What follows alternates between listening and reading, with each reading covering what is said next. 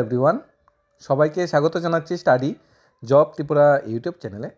ত্রিপুরায় বর্তমানে অনেকটি সরকারি চাকরির প্রসেস চলছে, যার মেরিট লিস্ট বা ফাইনাল মেরিট লিস্ট মানে দৃঢ় বা সুস্থ গতিতে প্রকাশ হচ্ছে।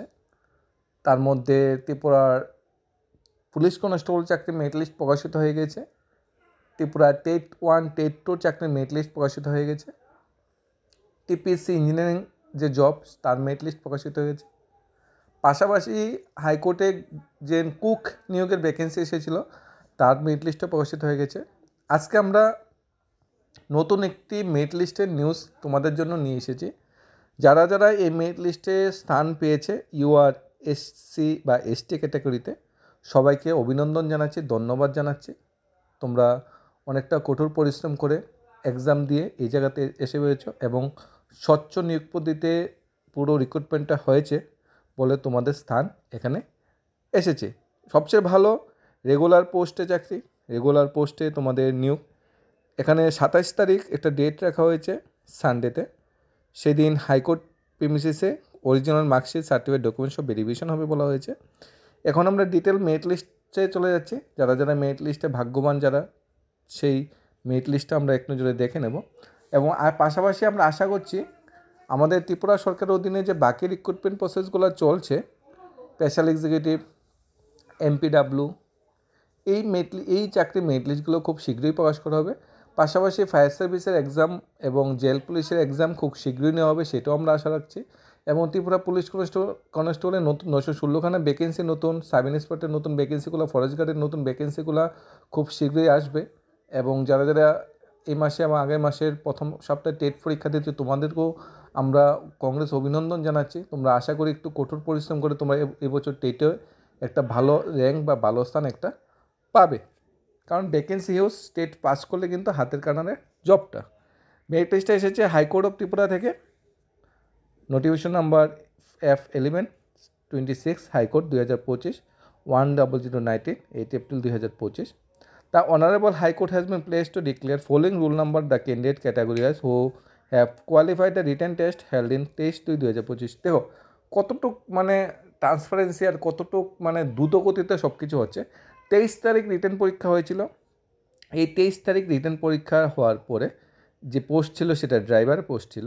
এরপর আজকে কত এপ্রিল, মানে 1 থেকে 1.5 মাসও এখনও পুরোপুরি কমপ্লিট হয়নি, রেজাল্ট দিয়ে দিল। সত্যি ত্রিপুরা হাইকোর্ট এবং টিপিএসসির মাধ্যমে যে রিক্রুটমেন্ট প্রসেসগুলি হয়, এগুলা একটু তাড়াতাড়ি, একটু দ্রুত গতিতে রেজাল্টটা প্রকাশ করে এবং মেরিট লিস্ট বা হলুদ খামটা হাতে পৌঁছে দেয়। কিন্তু ত্রিপুরা সরকার, ডাইরেক্ট ত্রিপুরা সরকার অধীনে যে চাকরিগুলো, এগুলা 5 বছর, 6 বছর, 4 বছর, 3 বছর লেগে যায়।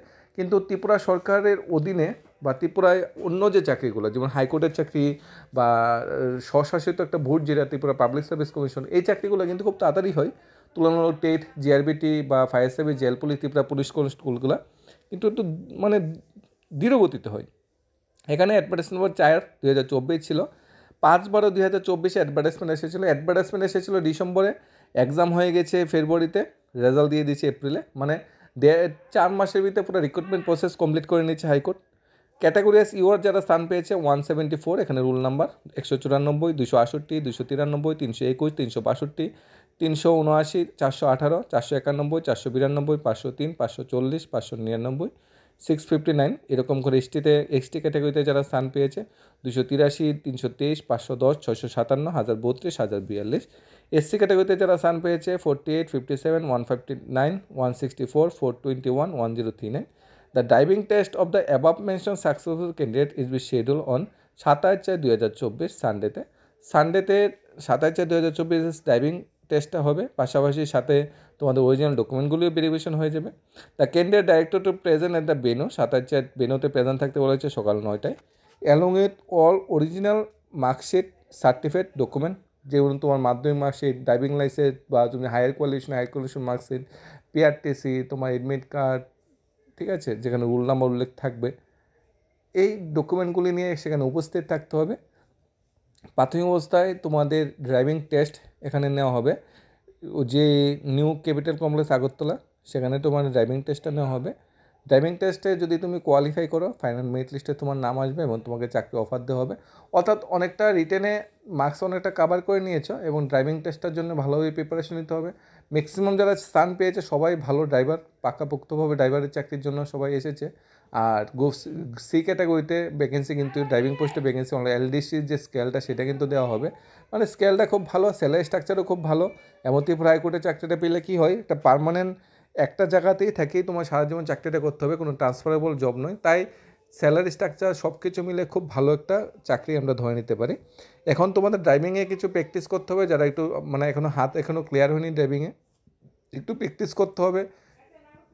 এরপর তোমরা অবশ্যই 27 তারিখ চলে যাবে, অনেকটা সময় দিয়েছে হাতে কোনো 20 দিনের কাছাকাছি সময় আছে, 20 দিন পুরোপুরি নেই, 18 দিনের মতো কাছাকাছি সময় আছে নিজেকে আরও তৈরি করার জন্য।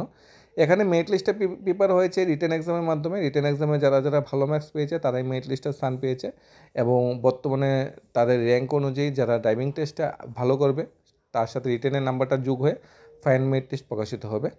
পাশাপাশি ত্রিপুরা যে হাইকোর্টে কিন্তু কুক পোস্টের নিয়োগে যেটা ছিল সেটার মেরিট লিস্টও দিয়ে দিয়েছে। বাকি হাইকোর্টের ম্যাক্সিমাম চাকরিগুলো কিন্তু কমপ্লিট হয়ে গেছে। টিপিএসসি চাকরিগুলো ম্যাক্সিমাম এখন কমপ্লিট হয়ে গেছে, একদম ন্যূনতম কিছু চাকরি আছে, নতুন নোটিফিকেশন আসবে, প্রায় সব ক্লিয়ার করে নিয়েছে। জেআরবিটিও সব ক্লিয়ার করে নিয়েছে, টিআরবিটিও সব ক্লিয়ার, শুধুমাত্র নতুন টেট 1 টেট 2 পরীক্ষা হচ্ছে, তারপর সব ক্লিয়ার হয়ে যাবে। এসটিজিটিতেও সুপ্রিম কোর্টে বিচারাধীন আছে। এখন শুধু বাকি আছে এফআরটিভি ফায়ার সার্ভিস রিক্রুটমেন্ট বোর্ড, তার যে এক্সামটা সেটা বাকি আছে। জেল বোর্ড অবশ্য জেল বোর্ডের যে চেয়ারম্যান সেটা চেঞ্জ হয়ে গেছে, মন্ত্রী চেঞ্জ হয়ে গেছে, সেটা এখনও বাকি আছে। আর বাকি আছে স্পেশাল এক্সিকিউটিভ। এই jail police fire service special executive চাকরিটা যদি হয়ে যেত, ত্রিপুরার 99% মানে বেকার ছেলেমেয়ের যারা আছে, চাকরি হতে সে ভাই বোন যারা আছে, তারা একটু খুশি, একটু স্বস্তিতে একটু ঘুমোতে পারতো, স্বস্তিতে একটু দিন যাপন করতে পারতো। কারণ সবাই ওয়েট করছে, না পেলে তো ঠিক আছে যে আমি একটা ওভারকাম করে নিলাম, আমি পাইনি চাকরিটা, আমি নতুনভাবে কিছু ট্রাই করব।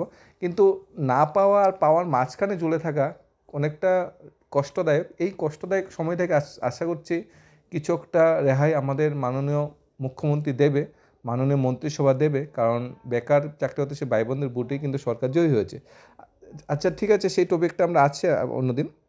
আজকে যারা মেরিট লিস্টে স্থান পেয়েছে সবাইকে অভিনন্দন, কংগ্রেস জানাচ্ছি। তোমরা ভালোভাবে ড্রাইভিংয়ের জন্য প্রিপারেশন নাও এবং তোমরা আশা করছি শেষ সময় একটু ভালো প্রিপারেশন নিতে পারলে তোমরা ফাইনাল মেরিট লিস্টে স্থান পাবে এবং হাতে খুব শীঘ্রই আশা করছি মে মাসের প্রথম দিকেই তোমরা অফার এবং জয়েনিং পেয়ে যাবে। ধন্যবাদ সবাইকে। Studies of Tripura YouTube channel.